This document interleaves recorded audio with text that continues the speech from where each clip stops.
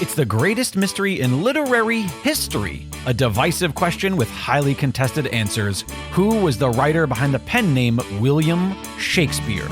Welcome to Don't Quill the Messenger.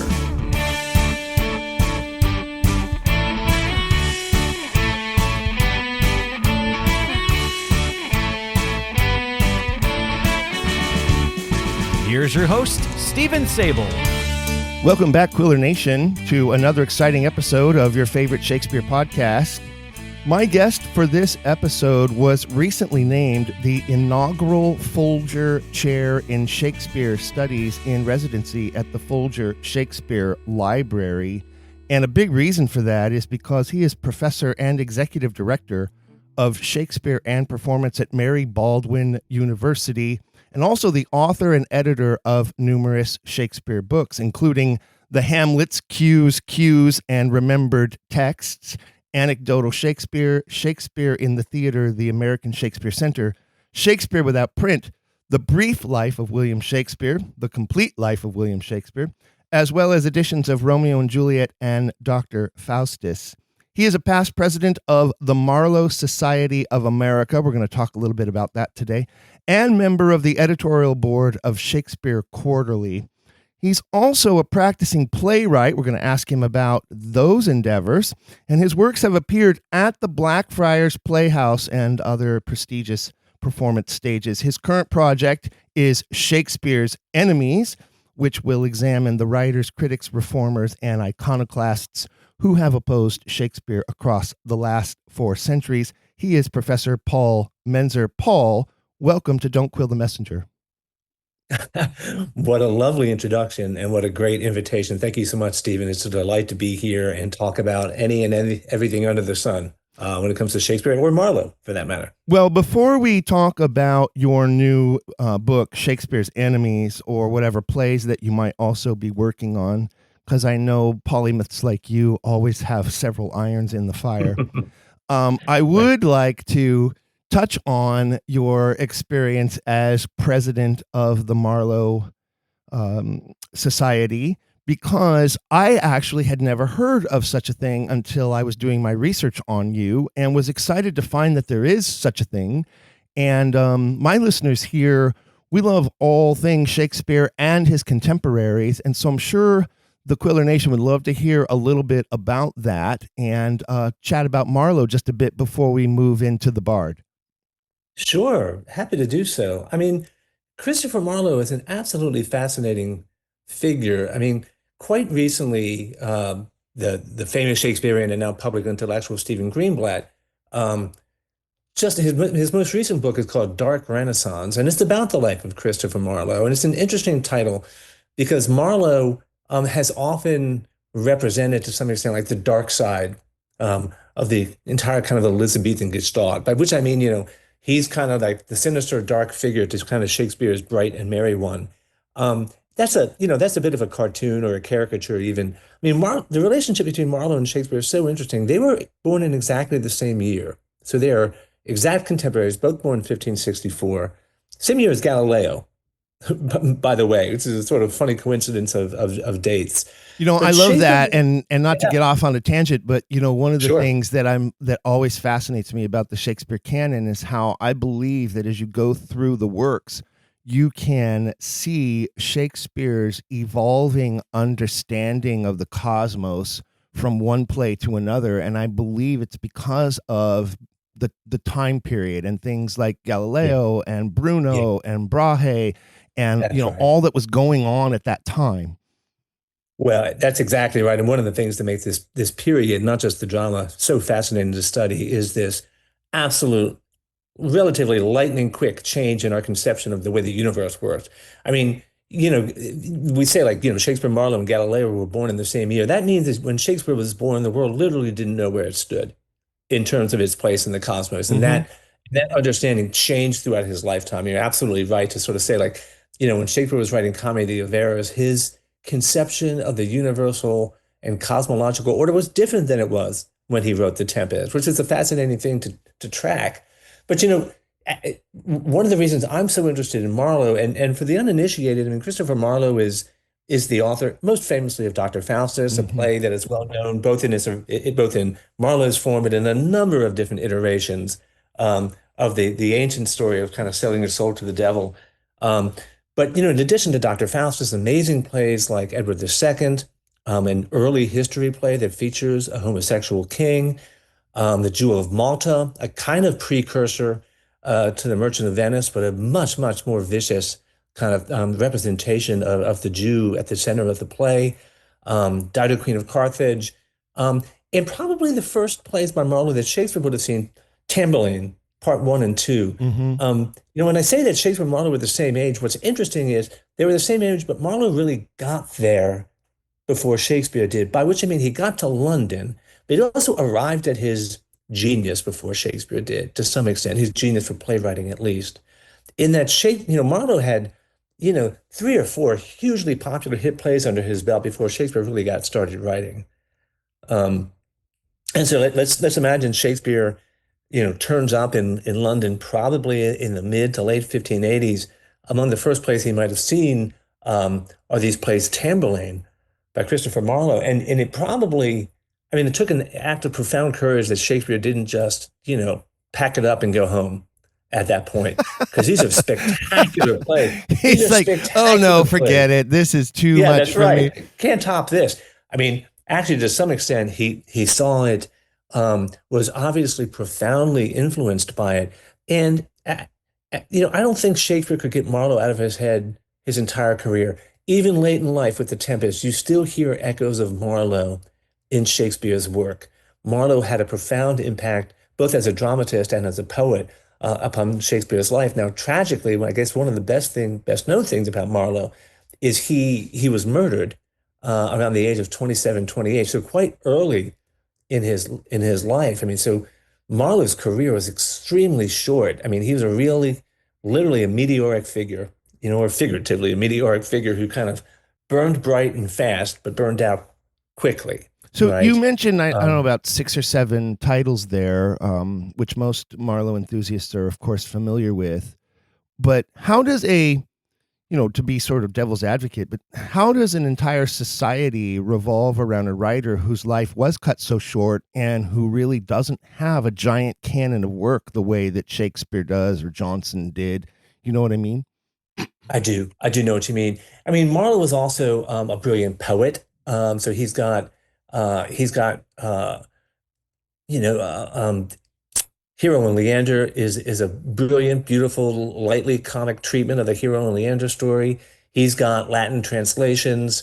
So he has his canon is not huge, but like I said, there's 6 or 7 plays. There's some epic poetry. There's some translation. But you're right. It's not a huge corpus, but to some extent, the quality is so exceptional. The writing is so profound, and what he's doing is so interesting. A whole society can revolve around the work. There's enough there. It's not vast, but it's rich. It's a narrow vein, but it's a really valuable one. And one of the things that makes Marlowe so interesting is he really represents kind of the first wave of Elizabethan drama. Shakespeare was really a second wave Elizabethan dramatist. Marlowe, along with some others like Greene and Kidd and some of the other early writers like Lilly, they really were the first ones to exploit a kind of commercial industry that was clearly hugry for popular drama. And Marlowe was really the man of the moment because his plays are extraordinary.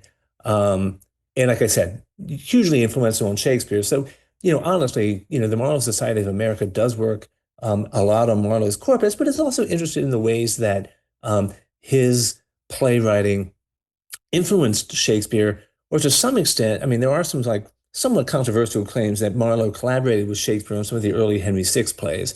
Jury is definitely out on that. But that's a claim that's been made before, that Shakespeare and Marlowe were literal collaborators.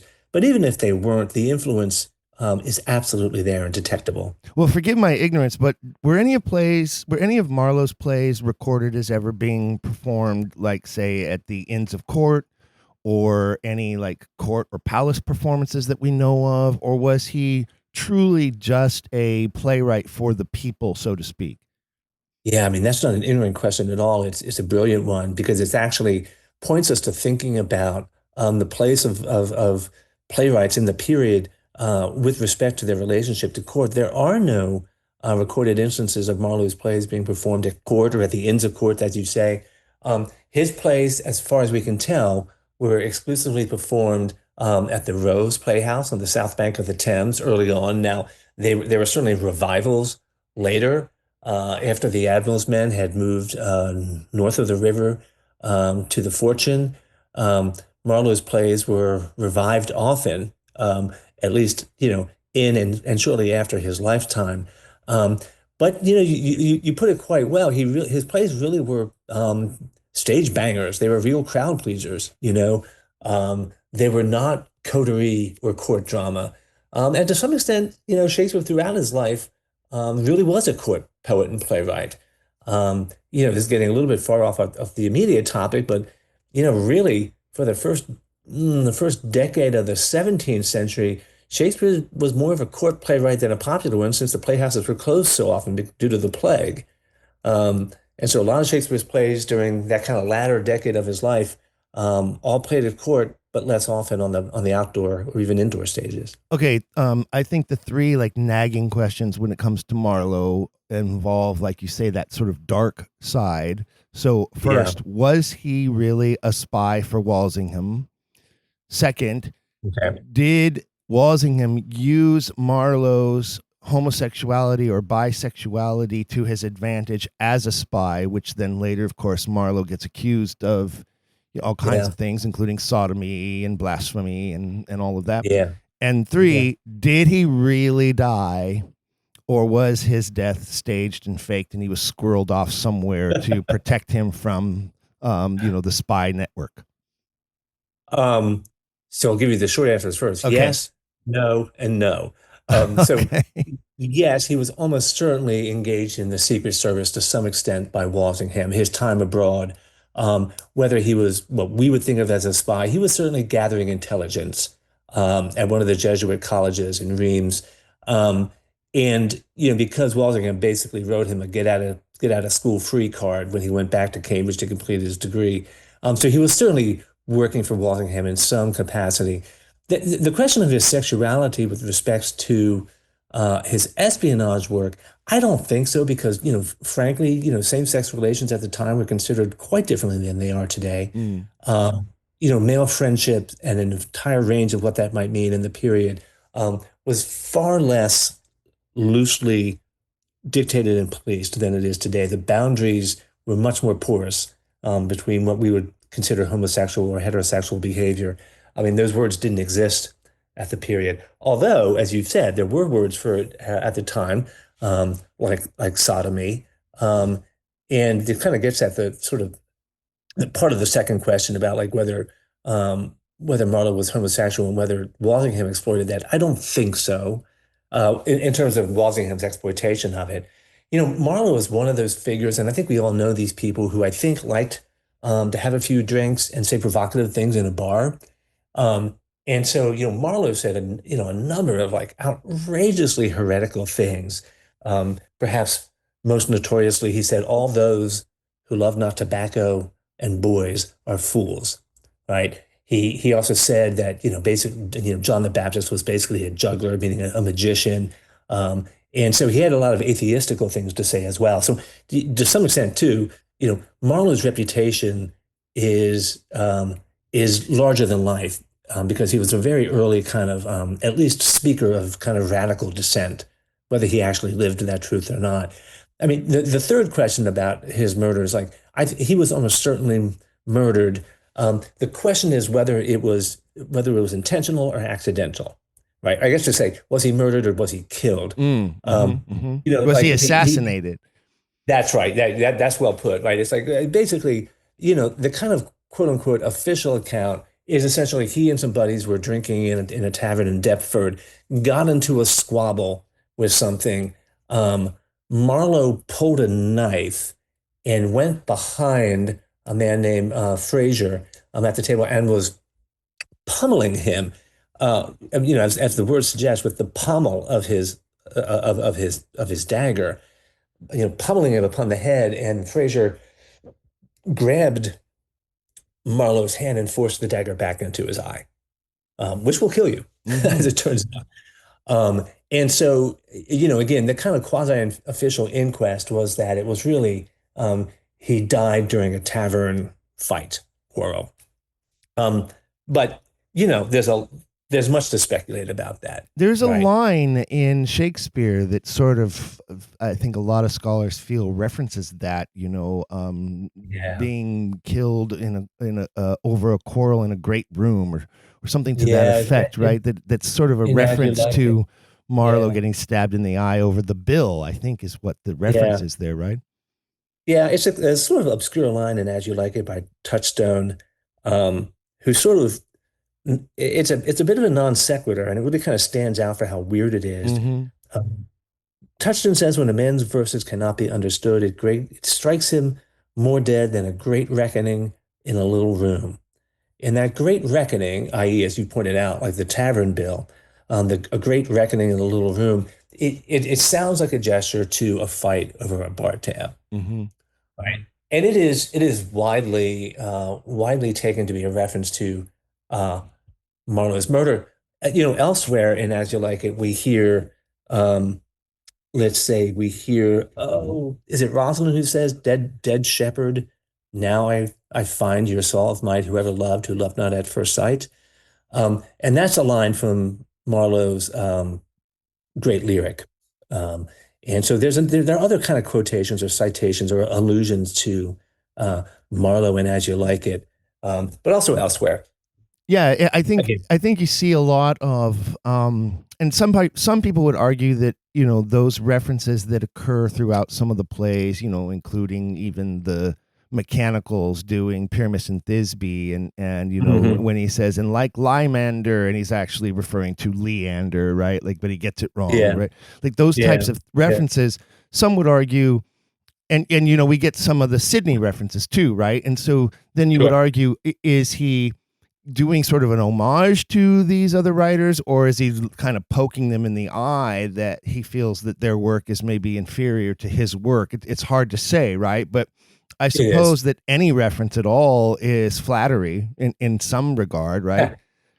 I think, I think, I mean, as you say, like there are homages, allusions, quotes, citations to a whole range of writers across Shakespeare's career. And I think of Shakespeare as basically a giant set of ears on a tiny body walking around London, kind of hearing in and gathering everything. He is a greedy, but I also think generous, um, receiver of other people's writings and literature, right? And so when we hear Shakespeare quoting or citing somebody else, I don't think it's satirical, right? I often think it's because he has heard something that he admires, um, and wishes to repurpose it in some ways.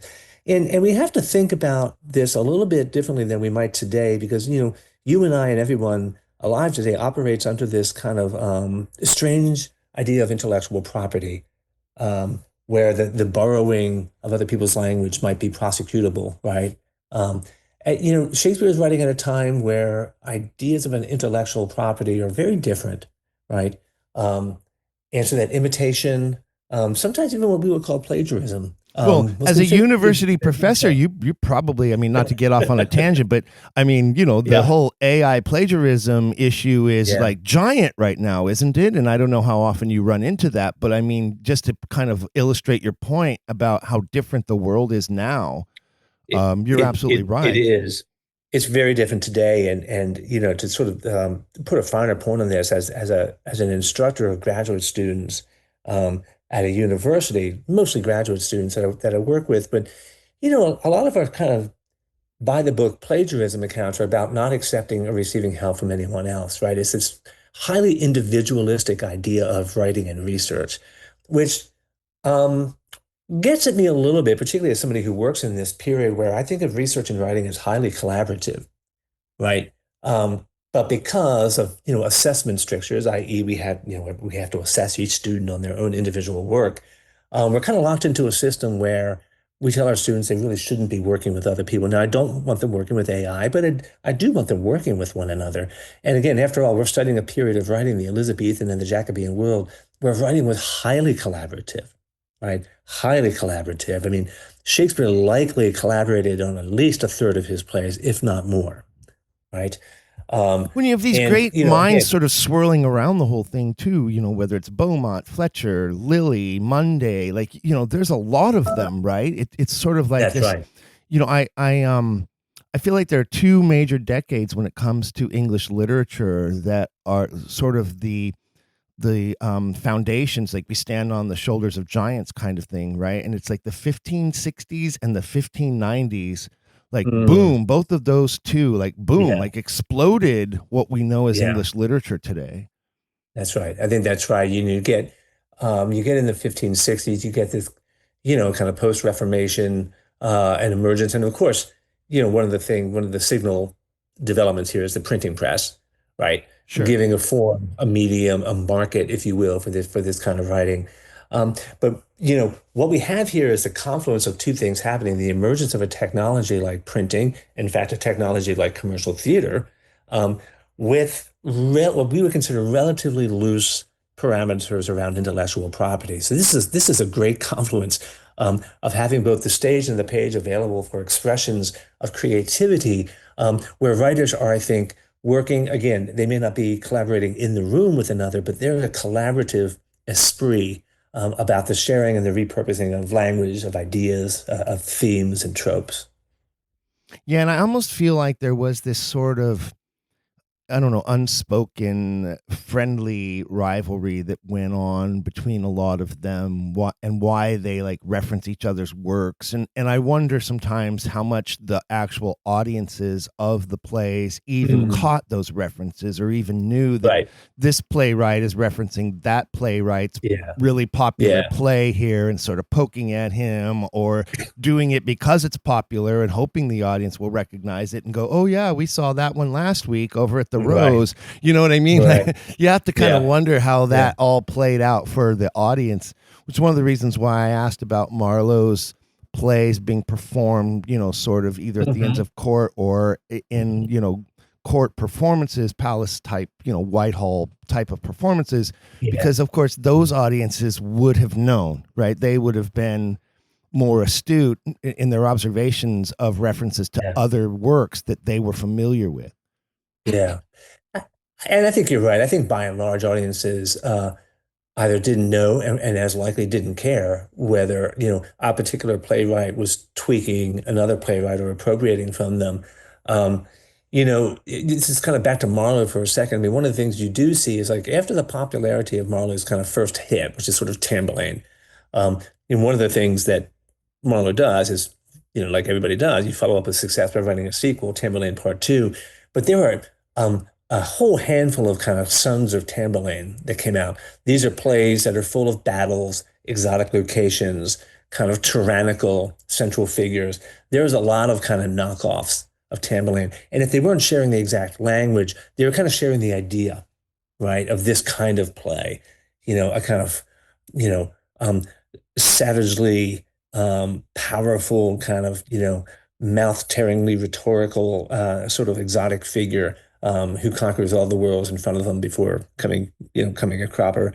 Um, and so, like, again, at a time where, as it turns out, I mean, companies did own their own plays, and it didn't, you don't necessarily see one company perform another company's plays, but you do see a lot of knockoff going on, right? One company putting on a play that the kind of play that another company had a lot of success with. Sure, and you almost think did did Tamburlaine sort of maybe inform Othello to some degree, or did the Jew of Malta sort of inform the Merchant of Venice to some degree? There's so much scholarship about the Spanish tragedy and Kid, sort of informing the revenge play becoming such a thing, and then of course Hamlet, kind of evolves from that type of a thing. So yeah, I see what you're saying. Like, oh, that was popular over there. We should do some. I mean, Hollywood does that today, don't they? How many Sure, different superhero movies can we really deal with? From this studio or that sure. studio or whatever. Yeah, but the comparison is apt. I mean, again, we're talking a lot about intellectual property and that sort of things, but you know, the Admiral's Men who produced originally the Tamerlane plays absolutely had no copyright either on those plays or on that kind of play, right? Um, and there's plenty of material that could be developed in the same kind of way. So you see a lot of that going on, and the comparison to Hollywood is on the nose, right? It's a highly imitative world, right? So as far as Marlowe goes, excuse me, a little frog there. As far as Marlowe goes, your jury is out on whether he was assassinated or it was, literally a crime of passion type of thing. Yeah. But you are certain he definitely died in that room. It wasn't a staged or fake death, and he didn't get squirreled away off to Italy or somewhere. No, I don't think so. I mean, I'm generally fairly skeptical of cover-ups because I don't think human beings are ingenious enough to pull them off, really. So I do think Marlowe met his fatal end in that tavern in Deptford. Yeah. Okay, let's shift gears to the Folger. All right. Because congratulations, by the way. What a cool Thank you. New appointment, as it were. I always love something when it's inaugural. The very first of anything is exciting, right? And and very recent too. As we record this, it's August 2026, and it's been like 2 months, right? This was June, I think, when you were officially named. Yeah. Yeah, I took it up July 1. So officially started July 1. It's an extraordinary gift. I mean, it's a really extraordinary honor. And, the Folger Shakespeare Library, again, to the uninitiated, is the absolute leading repository of kind of Shakespeareana in the entire world. Generally, what we cite in these contacts is, they have 80 plus of the existing 240 plus first folios in the world. It's an extraordinary, capacious collection, and not just of books, of handwritten manuscripts, of objects, of art. It's a place where performances happen. It's a place where education happens, K through 12, undergraduates, graduate work. You have researchers from all over the world, researching, whether it's early modern politics in the Danish world to early modern cookbooks to representations of race in Othello. I mean, it's just all over the place. It's just a really extraordinary hub, and it's an unbelievable gift to be able to spend almost a year there, primarily focusing on my new book project, but also working with the Folger in a more kind of public-facing capacity to try to represent the Folger and its place within the humanities kind of industry, as it were, on a larger stage. So yeah, it's a real blessing. I have not been. It's on my list, of course, of bucket list journeys to make, but I have not been. So I definitely have to get out there and geek out and spend probably an entire week just like perusing everything I possibly can. Yeah. Well, one of the things that the Folger's done, I'll just sort of say in that context, is the Folger really just reopened just a couple of years ago after they were closed, not just due to COVID, but they went through a massive renovation where they excavated out from underneath the building and opened up a huge exhibition hall where you can now come in and see all those first folios that used to be in the vault, literally under lock and key, 3 floors below the earth. And so a lot more is available and accessible now. So it's really an extraordinary place. It's right across from the Supreme Court, literally in the shadow of the Capitol, right down there next to the Library of Congress. So really, it's a beautiful place to visit. Now, tell me a little bit about what your duties are as the chair. I think the official title is Chair in Shakespeare Studies, right? Yeah. Well, my primary obligation is to research and at least begin to write a new book project called Shakespeare's Enemies. Beyond that, I'm working with some of the other sort of programs and operations at the Folger. The Folger has an extraordinary kind of educational office where they work primarily to educate high school teachers of Shakespeare. That's really where a lot of their thrust is. And so I've already gotten the opportunity several times to work to do some sort of professional development for high school teachers. These are sort of large Zoom sessions where I have 80 to 100 high school teachers of Shakespeare from across the country Zoom in, and I get to talk about various things. I've gotten to work with something they call the Humanities Lab, where folks come and they kind of like get their hands on things in the collection we get to talk about. I'm working with something also called the Folger Institute, which does a lot of programming for sort of high level research into the early modern period and the Renaissance. The Folger is also approaching its 100th anniversary in 2032. So I'm being part of some conversations too to think about like, well, how would the Folger um, suitably and meaningfully represent this important moment in its founding and its place in the larger American project. It's a somewhat an accident of history that the Folger sits so close to the center of power in America, right next to the Library of Congress and the Supreme Court, as I said, and the Capitol. And here you've got this kind of Department of Shakespeare there, which is it's not a governmental function, but it does occupy this highly symbolic place in American culture. And the Folger Shakespeare Library is not just about Shakespeare, it's about the humanities, right? And so I get to be part of those kind of larger conversations about like what is the role of humanities education in our civic life. And so it's tremendously exciting while I'm also sitting there trying to write a book.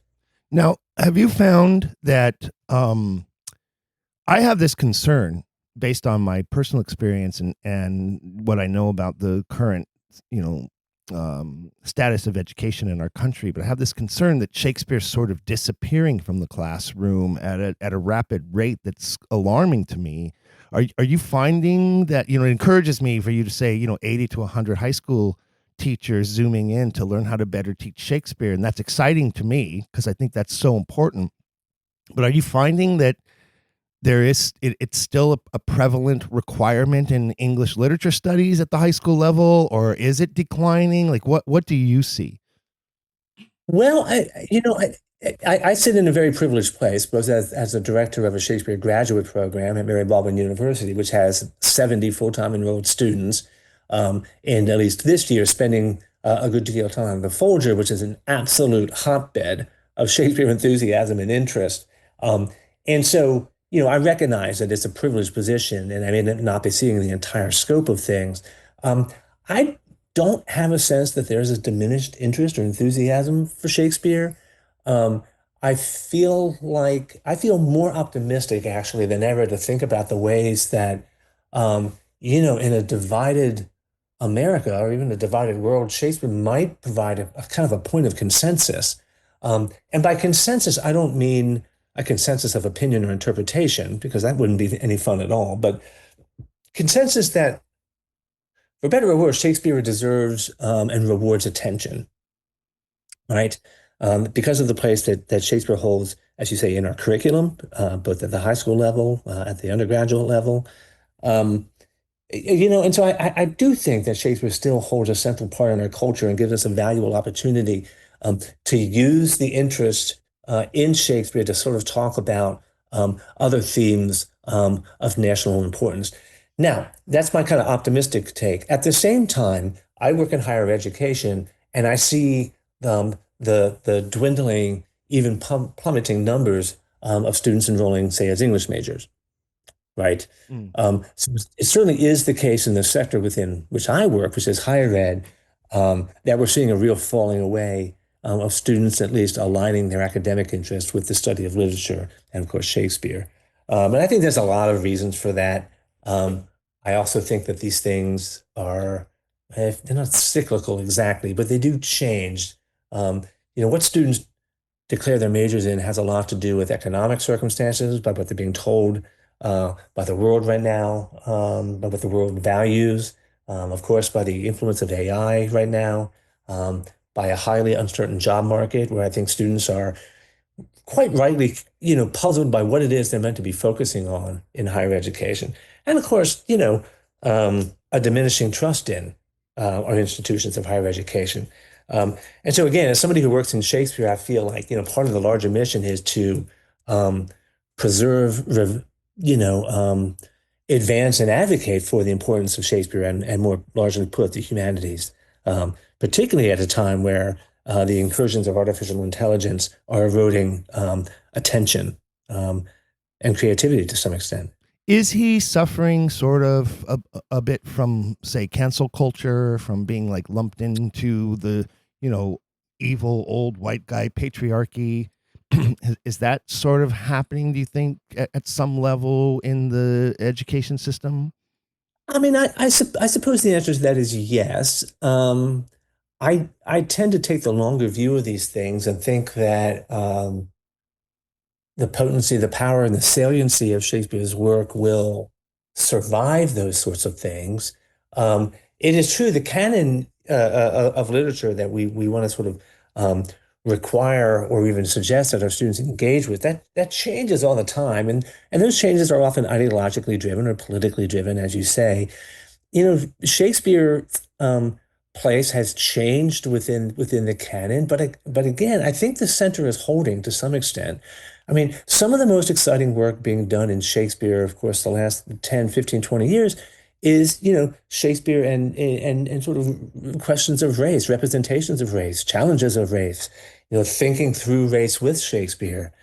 How has Shakespeare, and of course, other luminaries in the literary canon, how have they shaped the way we think about race, right? So there's just been brilliant work in terms of critical race studies and what they have found and taught us about Shakespeare in the last 15 or 20 years.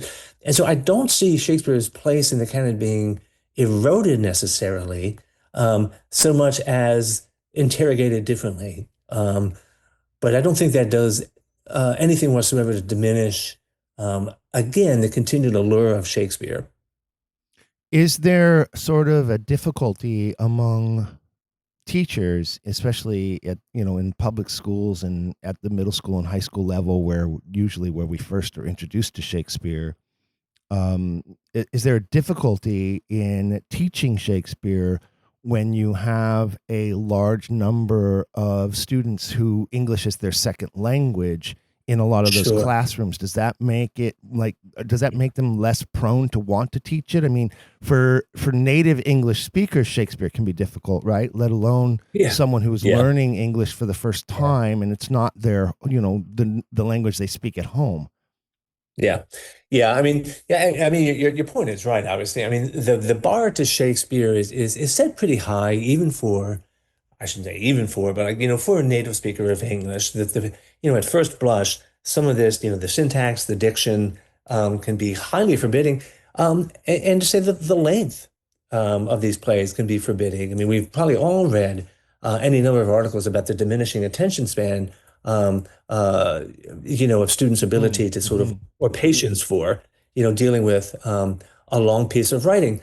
And so those are absolute barriers to entry for speakers of English, all the more so if English is not your first language. I am a strong advocate for, the program that I did, in fact, is called Shakespeare in Performance. So of course, I'm a strong advocate for performance first, reading second, right? That I think the sort of the entree to Shakespeare should always be through, ideally, the stage. The film can do a wonderful job as well. Absolutely. I mean, Yeah, I have never felt that these works were ever designed. I mean, the folio is obviously there and was designed for posterity. There's no doubt. Like, no one publishes a collection like that except that they're like, this needs to be recorded for history, this collection of work. Right. But Yeah. I feel like, especially with how many different quarto versions we have of different plays and whatnot, I mean, these works were meant to be watched. They were not meant to be read. That's exactly right. They were, to use the parlance of the time, they were published on the stage first. I mean, saying anything categorical at the time, I'm bound to sort of be wrong in one particular, but I would say pretty confidently, no play written in the Shakespearean period ever received its publication in print before it was staged. They were all staged first, and then in some cases printed, although not every case, right? A lot of plays didn't get printed in the period.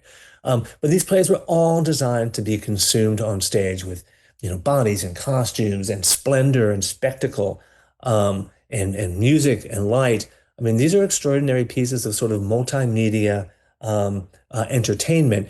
And to, ask a student in a high school classroom to sit and read a modern edition of Julius Caesar is to some way disadvantage them from understanding the power and the impact of that kind of work. Now, at the same time, these works are so beautifully written and so weirdly written that they reward close scrutiny. But I don't think that's where you start. And I know, again, from my work at the Folger and my work with a lot of teachers, that there's a lot of amazing teachers out there who find ways to engage students. Again, from my particular position, I'm a strong advocate for engaging them at the level of performance first, to which reading is always an accessory, right? At the very minimum, at least get them on their feet, right? And Yeah, try to if it's feel a a little work bit. like Julius Caesar, like bring in some bed sheets and throw them over the kids' shoulders and let them Yeah, walk around right. the classroom proselytizing Yeah, like Caesar, or yeah, the Senate. You know what I right, mean? Like, right. Yeah, yeah. So I mean, Shakespeare has an advantage in being a dramatist, right? In that the work has this primarily performative dimension to it, this powerful dynamic of bodies moving in space and time. And again, one thing that performance offers us that other kind of media has done is the immediacy of presence. Being with other human beings in the same space at the same time, engaging with, in some cases, difficult or chronologically foreign dramatic works. But I still think that's the place to start. And I know that there are amazing teachers out there doing that kind of work to get their students engaged. But back to your point, it's not easy material. I think actually in some ways we're doing our teachers and our students a disservice by sort of saying like, oh, this stuff is so accessible, look how modern it is and so forth. Well, sure. But at the same time, let's also recognize that this stuff is 400 years plus now, old. Some of the things about which they were writing are not our particular problems now. The language can feel archaic. Um, the plays are long. The syntax is twisty. It takes work. It's rewarding work, but the kind of gymnastic it takes is not something that I think that you get, at first, right out of the box. well, I would say, and I don't know if you would agree with this or not, but I would say that the idea of English literature teachers um, lives and dies on the passion for literature that is shared with a student by a teacher who has That's that right. passion. And I That's would right. argue that every English literature teacher of the last several centuries has been inspired to become an English literature teacher by an English literature teacher. Would you agree with that? I would. I can't remember the context. I was thinking about this recently. When you sort of think back about the great teachers you had, I was thinking back about some of the great teachers I've had and sort of trying to remember what they taught you specifically. And I was thinking, it's kind of hard. I'm 59, so I'm not a long remove from being in the classroom as a student, right? Um, but sort of thinking back, like, it's hard for me to remember exactly what they taught me. B.F. Skinner, the sort of a great educational theorist, once said, "Education is what you remember after you've forgotten what you've learned," which is Yeah, that's a powerful. good And I one. think, yeah, I like it too. And I think what he means by it is like what I remember with my great teachers of English literature, American literature, Shakespeare, was just the experience of being in the room with them, right? Of being in the room with somebody who was passionate about this body of work and trying to sort of think, learn to pay attention to what they were paying attention to. Like, here is this individual who's clearly brilliant, who's clearly so invested in this, and I'm attracted to that charisma, to that Mm. engagement. Like, Hmm. what are they doing? What are they paying attention to? What can I learn from that? And so, long after I've forgotten their theory on Hamlet or their take on Othello, I remember the experience of being in the room with these people. And this is what our great teachers do for all of us, I think. I think it's the experience. And again, I think some of that is possible with online teaching. I think more of it is possible with, again, the value of presence. And I think Shakespeare gives us the opportunity to be present with one another in the presence of great material. I absolutely agree, and I think that for a lot of English teachers, they're also somewhat, to some degree, they have to be performers as well. And 100%. so when you say, the introduction to Shakespeare needs to be through performance, even if it's just the performance of that literature teacher standing at the front of the room with book in hand, reading out loud to the Yeah. students Yeah. and bringing that passion for the work and the characters within to life for them, I think is Yeah. is so crucially important. I mean, education is absolutely an unglamorous, poorly paid adjunct to the entertainment industry, right? I mean, there's this quality of I've never heard it put that way, but I absolutely love that. It's like the quality of performance is really important. I read this sort of really kind of, I mean, it landed with me as correct, although in some ways it's scary. Um, it was like an article I read a long time ago about pedagogy that sort of had done a survey like students decide when students walk into the classroom, first day of term with a new teacher, they really decide within the first 30 seconds or 45 seconds whether that teacher is going to be somebody that they're going to learn from. And that's not necessarily to say that they're doing that consciously, but it's about, because that really is about the personality of the instructor, the love that they're bringing for their topic, their enjoyment with it. When I talk to aspirant teachers that, really, I don't have that much advice to them, but other than to say, like, look, if you are bored, the students are going to be bored. So, enthuse and entertain and educate yourself first. And the students will they will see that. They will absorb that. They will respond to that.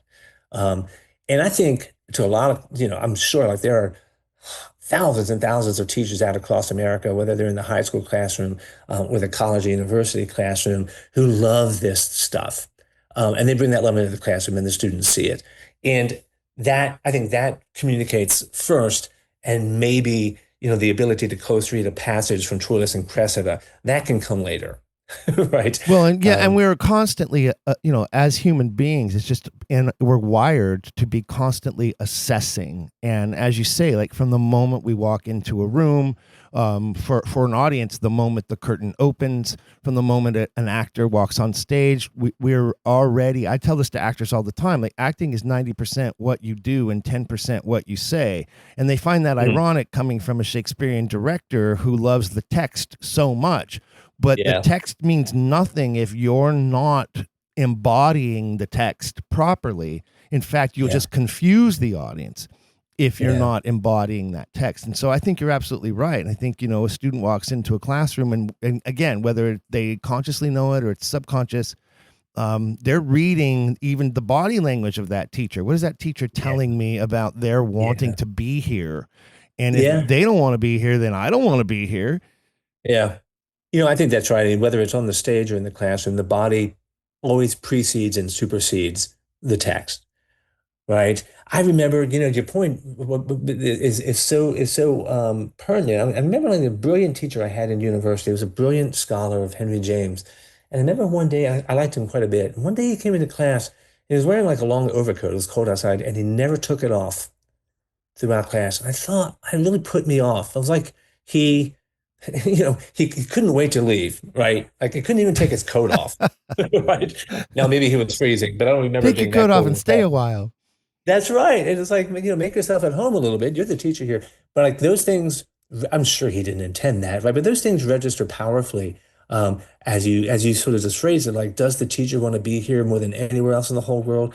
I think even on those hard days of teaching, and you will have hard days of teaching, you have to at least be able to occupy the space of like, there's nowhere I would rather be. All right, well, let's shift gears now to you as a writer.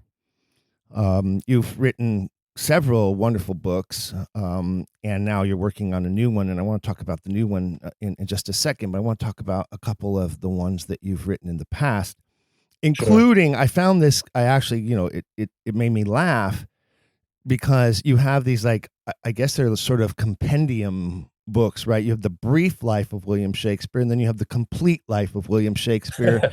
And I laughed at that when I saw that. And, especially because, and I haven't read the complete life of William Shakespeare, but in the brief life of William Shakespeare, you address how little we actually know about this writer and the facts that we really kind of sort of have to cobble together to make it all fit.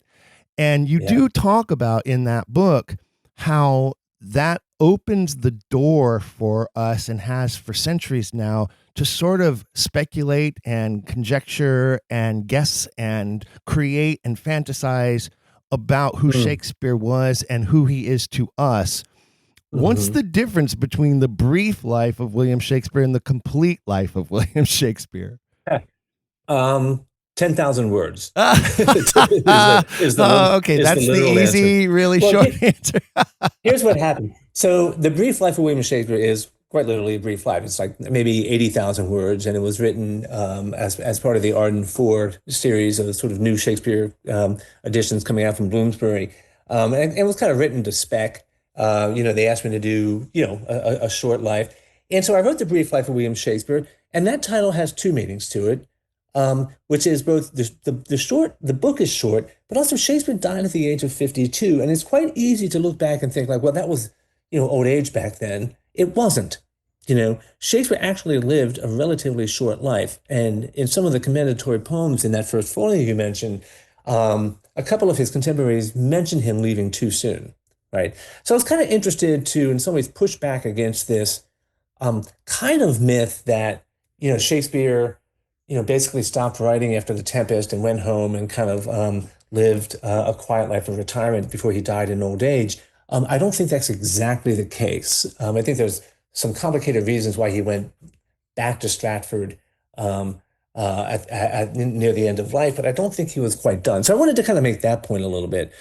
Now, the complete life of William Shakespeare, which is coming out at the end of September, so just next month, end of next month.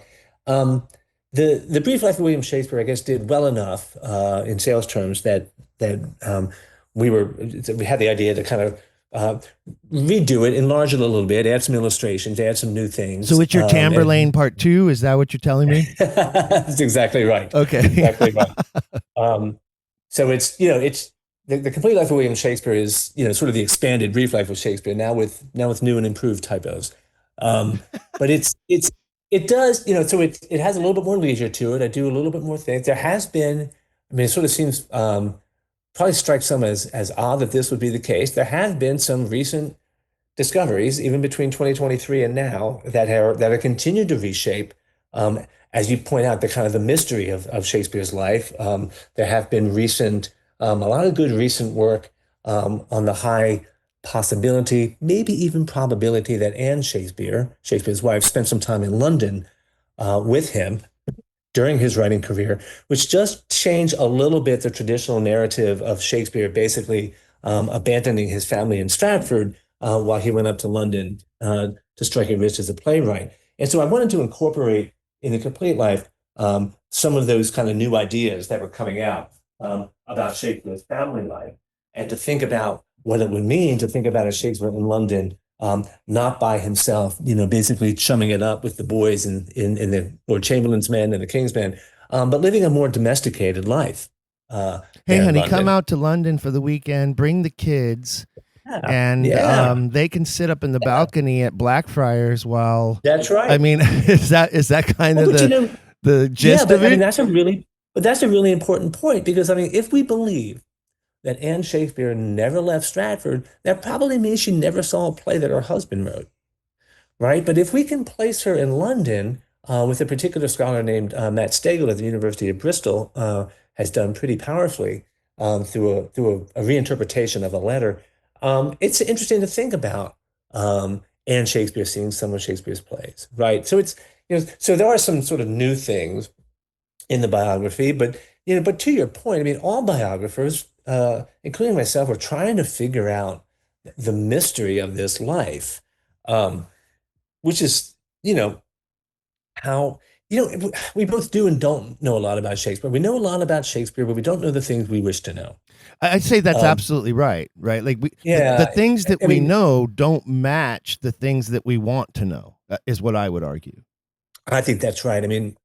What we want to know is what was the process of writing King Lear like? What were the explosions of creativity or inspiration or flashes of even genius that could generate something like the powerful expressions of Othello, or the kind of the comedic stylings of A Midsummer Night's Dream? What was the creative juice? What was the process?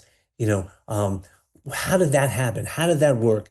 And how to connect that to what we do know about the life of William Shakespeare. Yeah, I think all of us who love the canon want to know those kinds of answers. And then when we go looking, what we find is a bunch of stuff that we really don't care about. Like, I don't care about him, getting arrested for grain hoarding. I don't care about Right. him suing somebody for sixpence and 3 nickels. Yeah. I don't care about his grain dealing, the court cases. He was in court a lot. We know that. Yeah. But I don't care about those things that we absolutely do know for a fact. I barely care about his will because it really tells us nothing about a writer at all. Yeah, that's right. That's right. So yeah, I'm with you. I get that. And I think that is what feeds into this great mystery about the author and the authorship in general. Well, it is because, dealings in, you have to sort of think like, what are the experiences in our lives that leave a mark, right? And particularly what that would have meant in the 16th and 17th century. The things that you do in life that leave a mark are things that are legal. Well, your baptism, your birth, your baptism, a marriage, potentially, the acquisition of property, litigation, whatever side you might be on, a will. These are the things that require official documents that are then saved, right, and archived. Right. So these are the written documents that testify to William Shakespeare of Stratford's life on this earth.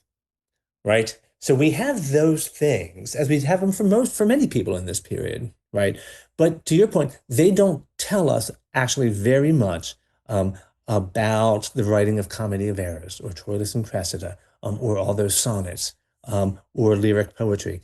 Right. And so that disconnect is what drives all biographers, right, in terms of trying to kind of connect the facts of his material existence with the fables and the fictions that made him this figure that's going to live on into posterity.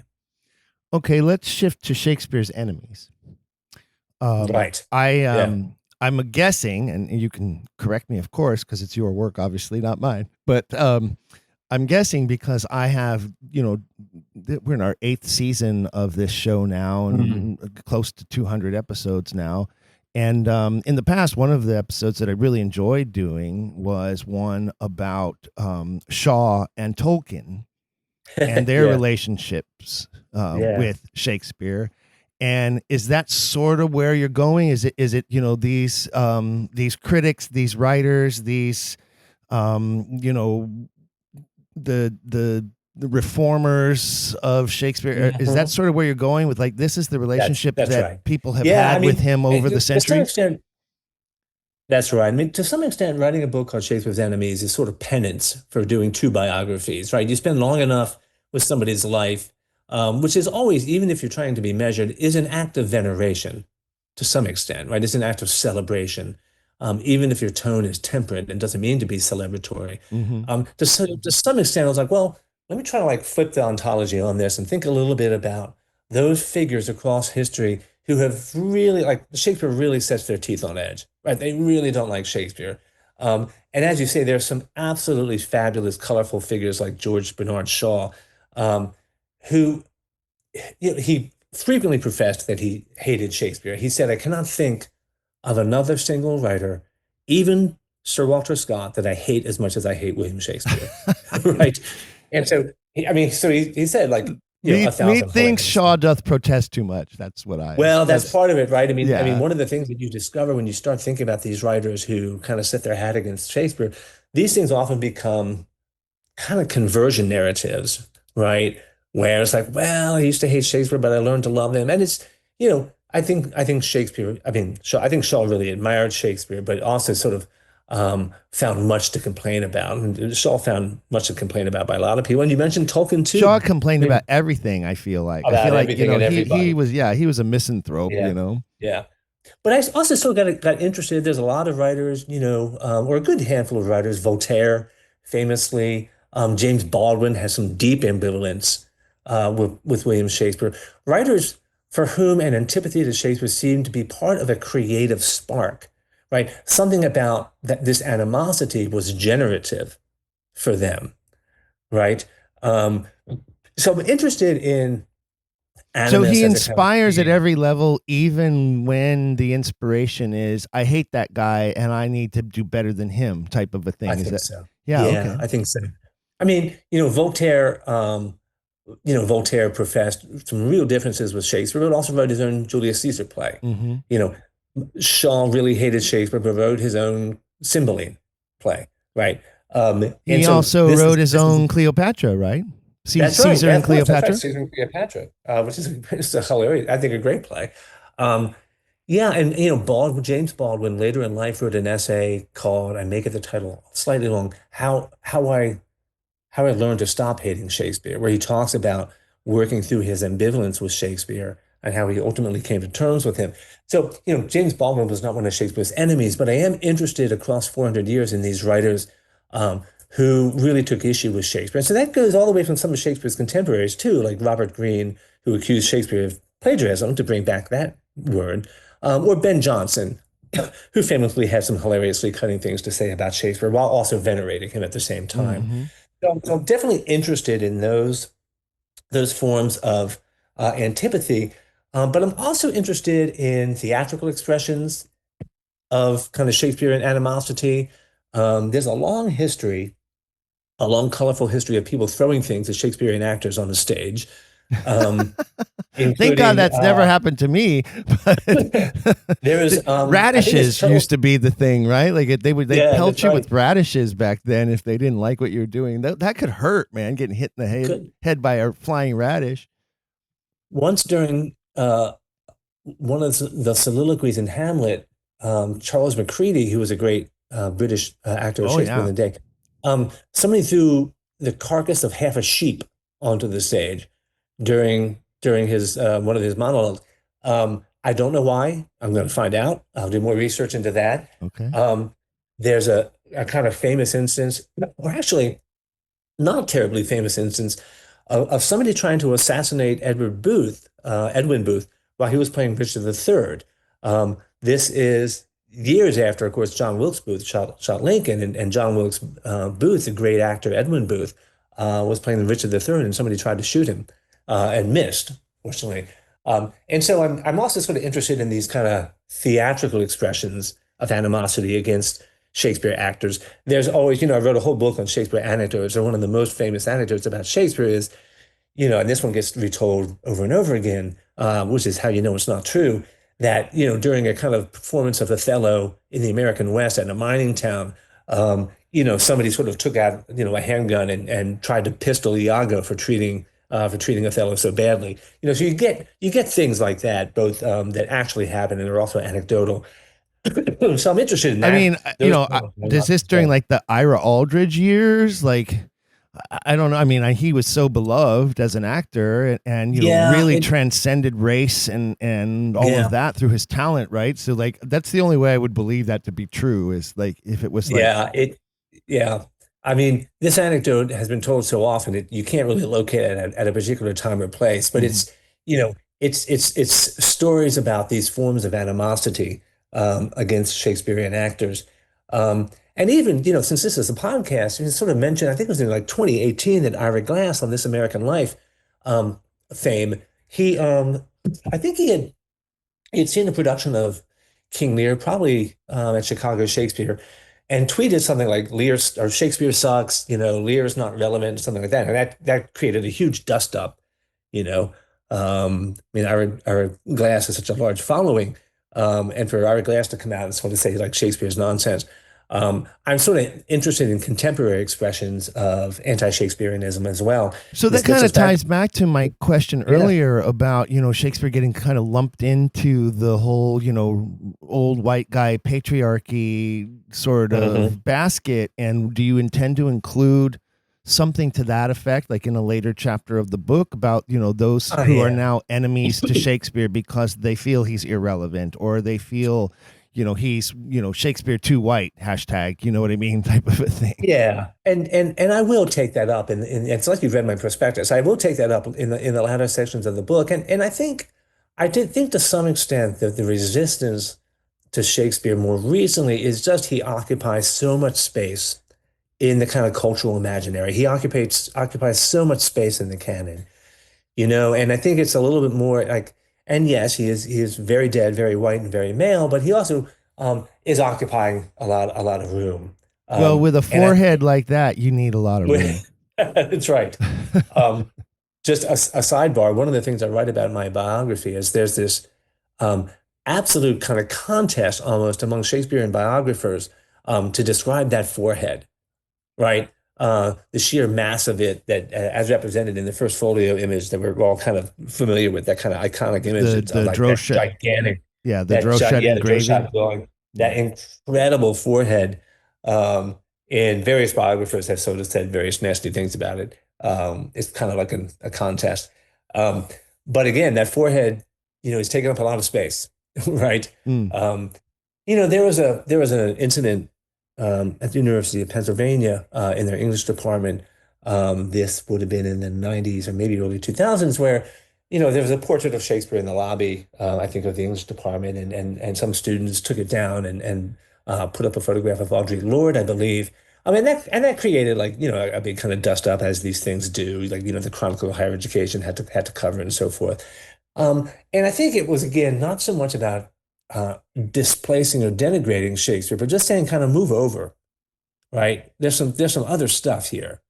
And a resistance to the idea of kind of Shakespeare as a compulsory figure, right? Who's just occupying too much room.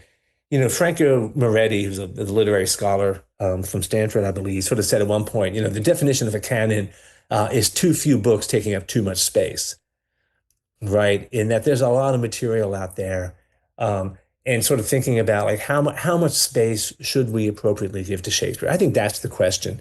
That fits a little more loosely under the idea of Shakespeare's enemies, but there are extreme forms of this, where there certainly are those who I think imagine that Shakespeare is the cause of all social ills. Well, I would argue that no, he's not a compulsory figure, but I would argue that his works should be compulsory in Western culture. Like, I don't know that you can study anything to do with Western culture and eliminate him or avoid him or pretend he doesn't exist. I mean, I think that would be ridiculous. Yeah. Well, and you make a fine distinction between the figure of the author and the works that are trafficked under his name.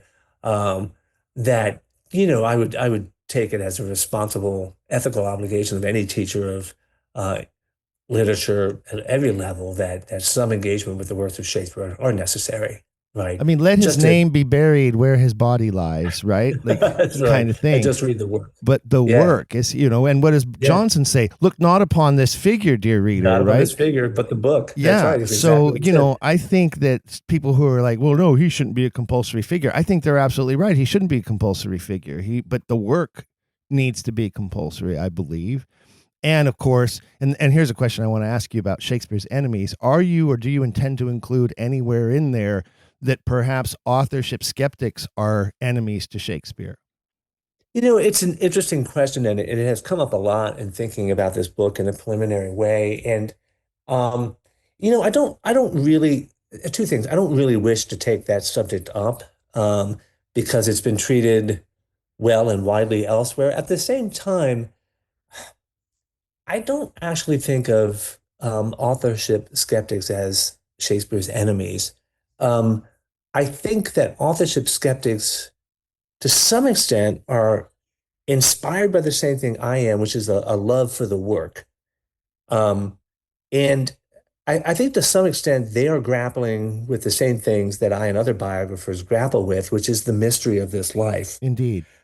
Right? I mean, how do you connect this particular life that we know of this particular individual who did live and die and was born in Stratford-upon-Avon and was returned to earth there? There is a historical figure named William Shakespeare, Stratford-upon-Avon.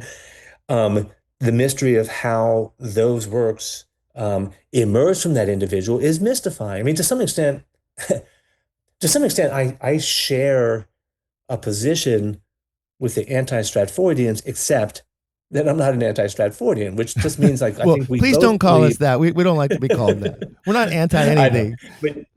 But my argument would be that I think authorship skeptics or those who entertain an alternative writer, we all find Shakespeare unbelievable to some way, right? Like the worst are beyond belief. Like you kind of can't believe how good some of this stuff is. You kind of can't believe that a single individual could have produced this. And so there's a number of ways you try to come to terms with that disbelief, right? I would argue that for the last 40 years of my life, I have been begging someone, anyone, help me make sense of this, because to my rational mind, it just doesn't make sense. And I'm Yeah, yeah, constantly scrambling, searching, digging, diving deep into whatever realm I need to try to figure out what is the answer here and how does this all make sense.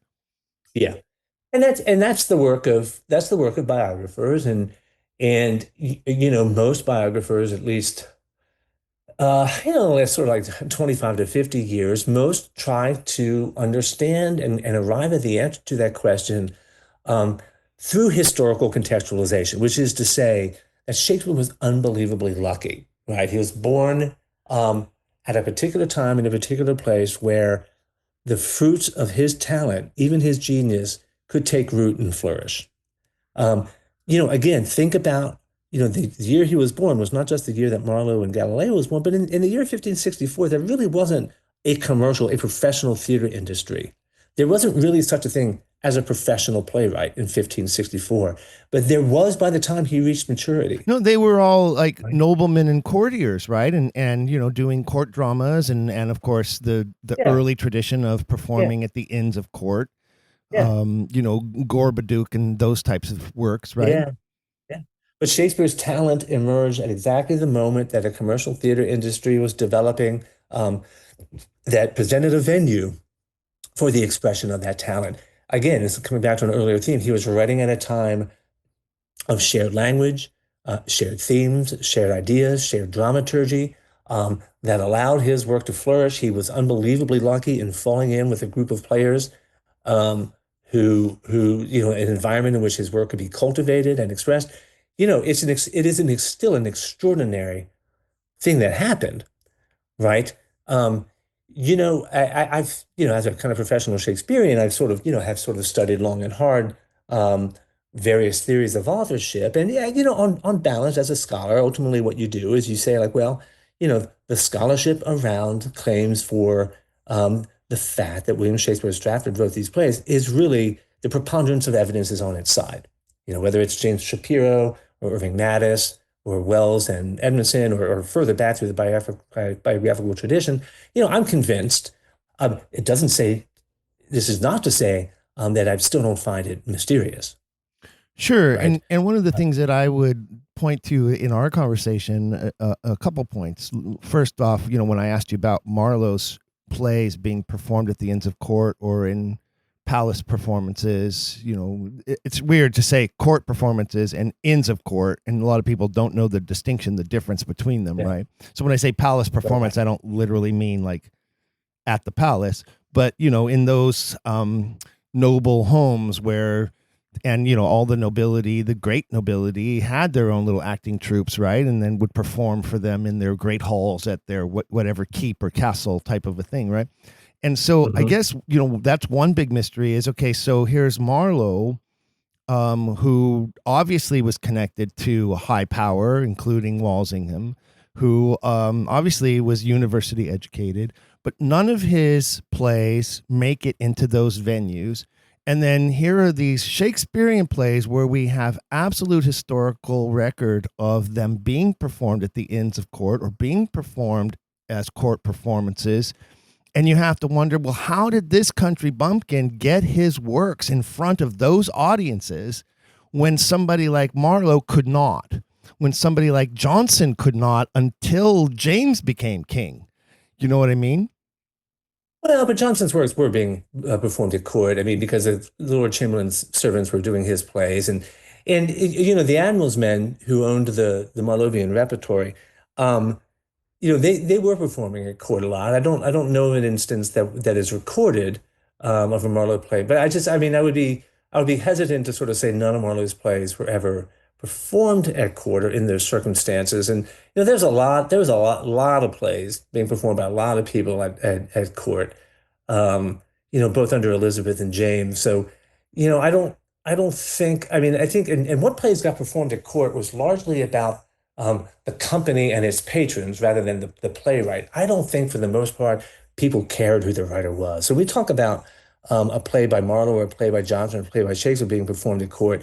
I don't think the court thought about it that way. I think the court was like, well, the Lord Admiral's players are going to come up and do something, right? Or the Lord Chamberlain's company is going to come up and do something at court. I don't think they gave a rat's ass who it was by. Even right? under James, who then makes Johnson the first poet laureate, and has Johnson at court writing masks for him. Johnson sort of made himself the first poet laureate. I mean, it wasn't really, it was only a kind of quasi-official position. He had a head as big as the image of Shakespeare in the folio. Yeah. I love Johnson. I mean, Johnson was like a really kind of proto-modern author in that way. He was just always looking about, what are the various platforms I can get my work published on? Mask, court, country house poems, lyrics, panegyrics. What a fabulous writer. And what a hilarious personality.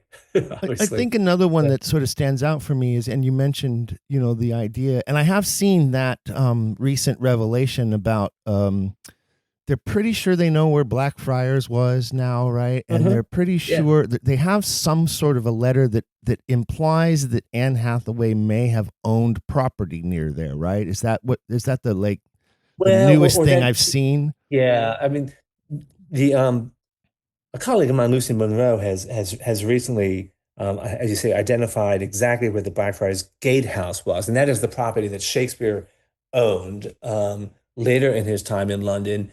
The letter that we're talking about places Anne Shakespeare living with William Shakespeare near the river, relatively close to Blackfriars, although everything was relatively close to everything else in early modern London.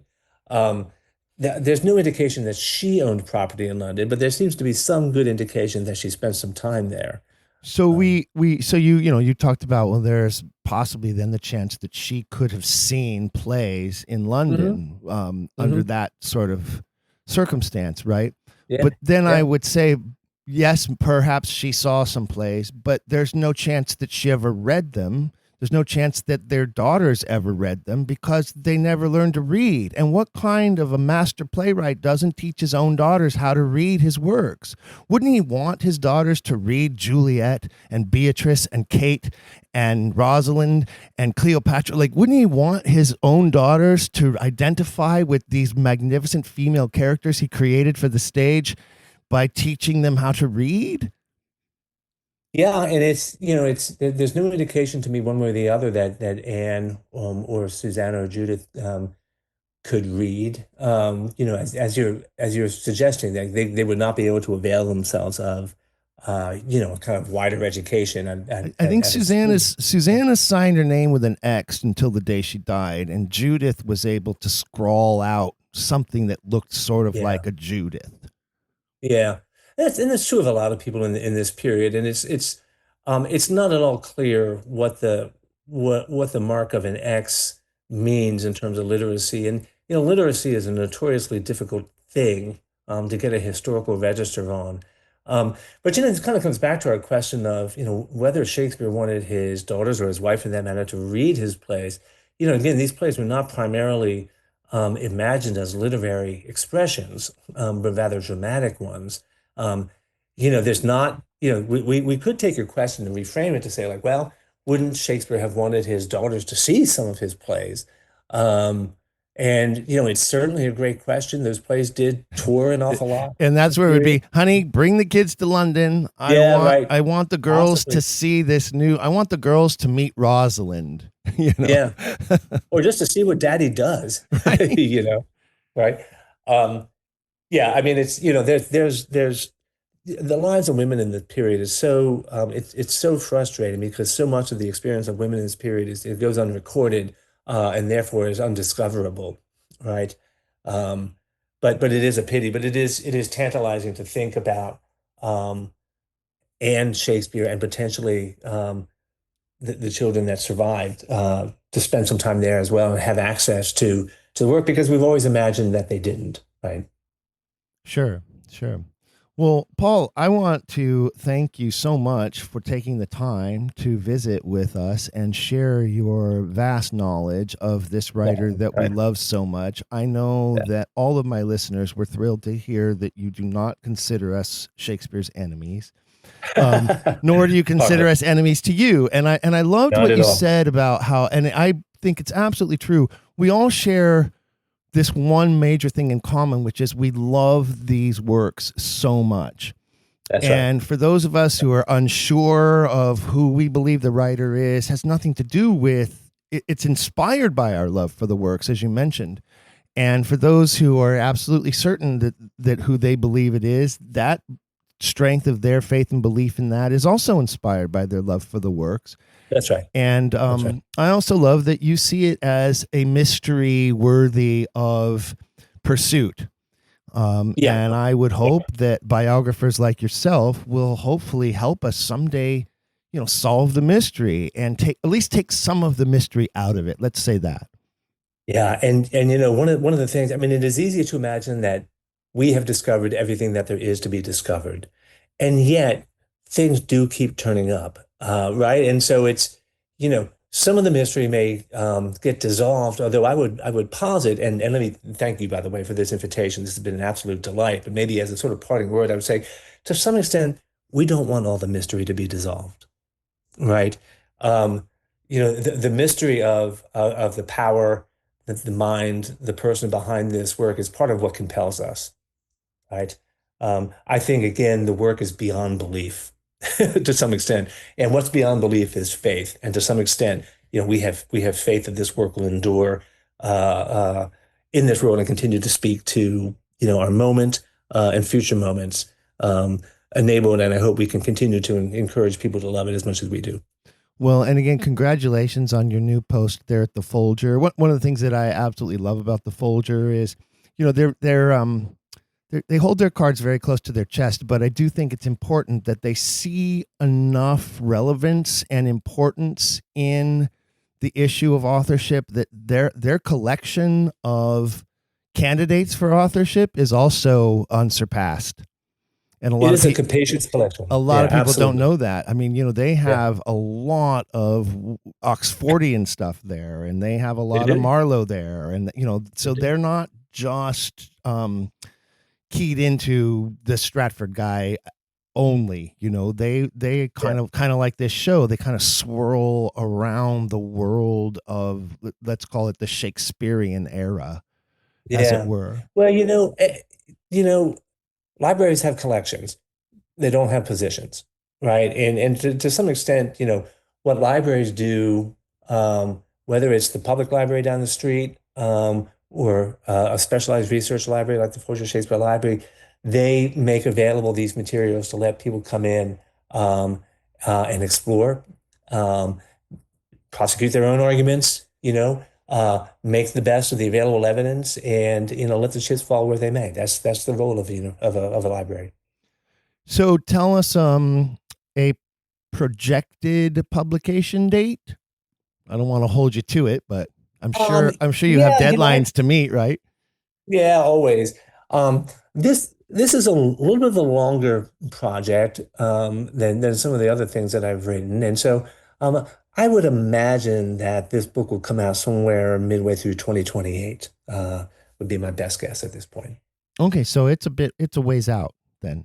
Yeah, it's a little ways out. I mean, I have really just gotten started with it right now, but which is always the most exciting part of the book. But It's you all you funny. say Complete Life is on its way. Complete Life is out September 29th, 2026. So next month. Um, it does everything that the Brief Life does, but is a little bit longer. And it also tries to make the argument in its title. Its title also does two things. It's a little bit cheeky in calling it the Complete Life, but there is a way in which Shakespeare's life has a kind of completeness to it, by which I mean in terms of its narrative shape. He ends up right back where he started from. He didn't really leave any work undone, unfinished, as far as we know. There was no, late period comeback. You know, you know, one version of the story of Shakespeare's life is he was born, he grew up, he got married, he wrote plays, he retired, and he died. And it's got a very tidy narrative circle to Well, he it, sued a few right? people in between there along the And way. so, well, look, I mean, litigation was the most popular spectator sport in England at the time, Yeah. before the rise of football. So, yeah, he did get himself involved in some scrapes, legalistically. And he did appear on a few playbills as an actor. Yes, he did. Yep. That's right. Yep. We definitely know that. But you're right. That's about that pretty much sums it up, doesn't it? Yep. Yep. Well, I hope that, so you say the book's coming out in September. And of That's right. course, for my listeners, you can find Paul's work, of course, at all of the likely locations, including Amazon. That's right. And That's I would recommend to all of you fellow quillers out there that if you are interested in Paul's work, you should look at some of the earlier works that he has completed, like the Hamlet's Q's, the letter, as in quartos, right? That's right. That's And Remembered Text is a very interesting one. And the anecdotal Shakespeare is, of course, lots of fun. And then, of course, for me, being a theater artist, Shakespeare in the theater, and, Paul has a lot to say and knows a lot about Shakespeare in performance as the executive director of Shakespeare and performance at Mary Baldwin University. So you can find his books there. We will eagerly await Shakespeare's Enemies. And as the complete life of William Shakespeare hits the shelves, as it were, I hope, Paul, you'll come back in a few months and tell us how the book is doing. right. Anytime. It's been a real delight. That'd be great. Thank you so much. All right. Thank you, Stephen. Take care. Well, there you have it, fellow quillers. Once again, our thanks to Professor Paul Menzer for giving us his time for this wonderful episode. We will definitely have to have Paul come back. He is such a wealth of knowledge. There are so many topics that we could explore together. So I have already planted that seed. I hope you enjoyed the episode, and thank you again, Paul. And remember, folks, if you want to find Paul's many books, you can find them on Amazon or through other booksellers. And it is spelled Menzer, Paul Menzer. Thank you so much. Hey, fellow quillers, I want to thank all of you as well for your diehard loyalty to the program after all of these years. And I hope you continue to enjoy the program as much as we continue to enjoy producing new content for you. If you haven't already, I know I say this often, but if you haven't already, go to the Patreon page and go ahead and sign up for a free membership there. It just helps raise us to the higher levels of rankings for other people to be able to find the Quiller Nation and join us as a group. If you join as a free member of the Patreon page, of course, there is where you can also find out ways to support the program by becoming a higher level member. And you can unlock that growing bonus library of feature presentations by becoming a serial quiller or above. And I know I'm supposed to say this because I'm responsible for creating all those bonus features, but I think you will find it well worth your investment to join at the serial quiller level, to become a member at that level, knowing that you are going to continue to support future episodes of the program and future content. And then also unlock, there are, if I had to do the guess, I'd say there's like 200 or more hours of extra entertainment available for you there just by joining at that serial quiller level. So I hope you'll consider that and become a higher level member of the Quiller Nation. Also, don't forget the swag shop and the new serial quiller swag items that are available there. I know I mentioned this. I have been sporting my iPhone cover all over the place, and people see me if I'm on my phone or I'm talking or I set the phone down or I'm standing in line and I'm scrolling while I wait to pick up medicines at the pharmacy or whatever it is. And people look at it and they go, what is that? And it just starts a great conversation. And then, of course, I can hand them a little card about the podcast. And hopefully some of those folks, if you are one of those folks who's listening now, welcome. So glad that you found me and found the program and found us as a fellow quiller. So thank you so much to all of you for choosing to join us fortnightly for this wonderful exploration into the greatest literary mystery of all time. That said, I would like to bring our attention to the fact that it is time to name our new Quiller of the Month for August 2026. And in order to do that, I will turn it over to our great friend and fellow producer Jake. Thank you so much, Stephen, and hello to everybody out there, all of you quillers tuning in. It is that time of the month where I get the esteemed privilege of selecting the official Quiller of the Month. It is August of 2026. And if you're not sure what this is, well, head on over to patreon.com/don'tquillthemessenger and find out. Each and every month, all of our eligible quillers have their name thrown into our wheel of names here. I give it a spin, and the winner gets an item of their choosing from the shop. And of course, the status. At the end of the day, that's really what it's about. Your name goes down in the annals of history as the official Quiller of the Month for all of time. And so without further ado, the wheel is a-spinning, and the official Quiller of the Month for August 2026 is Stephen Hopkins. Stephen Hopkins. Congratulations, Stephen. Thank you. Keep an eye on your email. Thanks to everybody who continues to support the show. We would not, could not, should not do it without you. And I hope everybody is having as good of a summer as they can. And back to you, Stephen.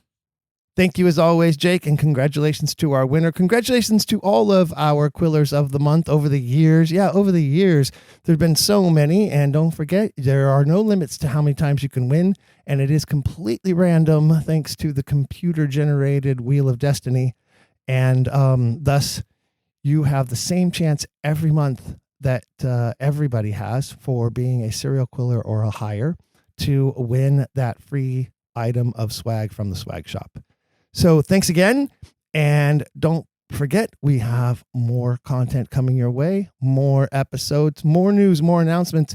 In fact, if you haven't also joined our email subscriber list, you can do that. That's separate from the Patreon page. You can click on the button on the website that says join the email list, and we do not sell our list. We do not share our list. Nobody gets it. You won't get spammed. I promise. We don't even send out a monthly. I'm actually not great at sending out a monthly newsletter. I don't know that it's always necessary to send out a monthly update about what's going on with the program, but we send them out every so often, every couple months or so. Perhaps quarterly is probably more of a real truthful scenario there. So you won't get nailed, your inbox won't get flooded, but you will be able to stay up to speed with major announcements that come along that pertain to us as a Quiller Nation or pertain to the program, or, as it has been this year, updates about what I've been facing or updates about what friends of the program have been facing. And so if you want to stay informed, please do that. You can also follow us on social media if you prefer to do that as well. But we love to have you at all of our venues and forums and be a part of the conversation all the time. Because when it comes to it, there is no one else on the planet who is so good at continuing to keep asking questions. If you've enjoyed today's episode, please leave a rating and review in your podcast player. For even more, visit our website, don'tquillthepodcast.com. There you can find official merchandise in our shop, as well as a link to our Patreon. This show is made possible by people like you. We hope you'll consider showing your support by becoming a monthly patron, where you'll receive bonus material and tons of exclusive perks. You can also join in the conversation on our Discord and by following us at Don't Quill the Pod on all social media.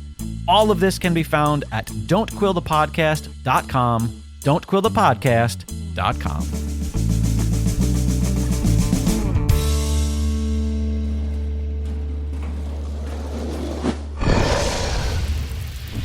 Dragon Wagon.